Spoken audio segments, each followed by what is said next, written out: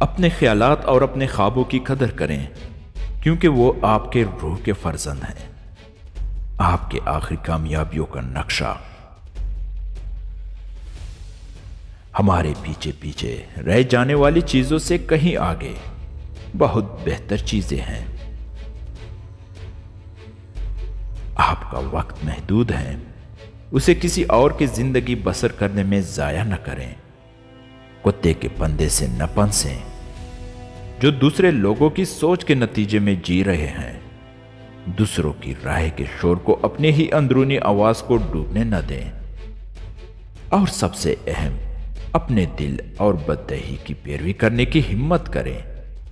وہ کسی نہ کسی طرح پہلے ہی جان لیں گے کہ آپ واقعتاً کیا بننا چاہتے ہیں، باقی سب کچھ ثانوی ہے۔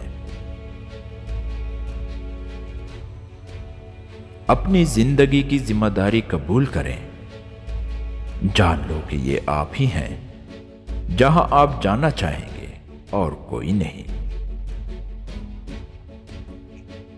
آپ کی زندگی آپ کی کہانی ہے، اور آپ کے سامنے ایڈونچر آپ کے اپنے مقصد اور صلاحیت کو پورا کرنے کا سفر ہے۔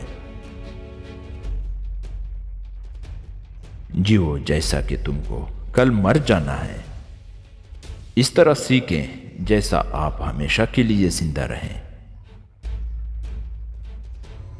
اپنے مستقبل کی پیش گوئی کرنے کا بہترین طریقہ اسے پیدا کرنا ہے، یہاں تک کہ اگر آپ صحیح راستے پر ہیں تو اگر آپ صرف وہاں بیٹھیں گے تو آپ بھاگ جائیں گے۔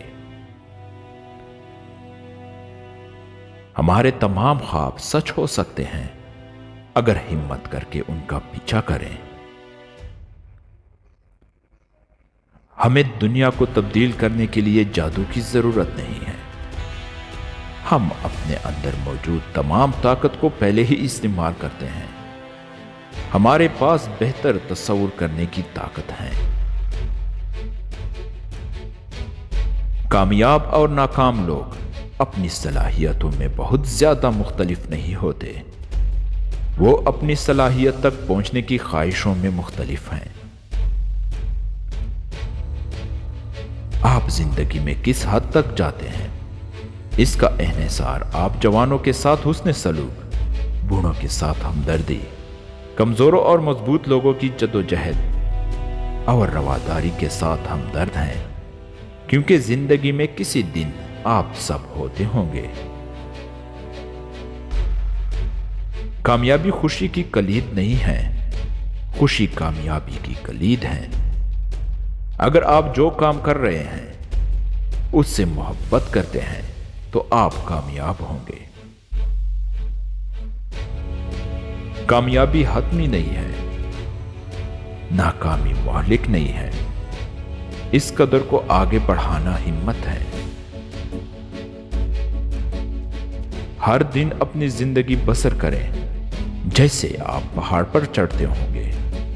اس سمت کی طرف وقتاً فوقتاً نگاہیں اس مقصد کو دھیان میں رکھتی ہیں، لیکن ہر نئے مقام سے بہت سے خوبصورت مناظر دیکھنے کو ملتے ہیں۔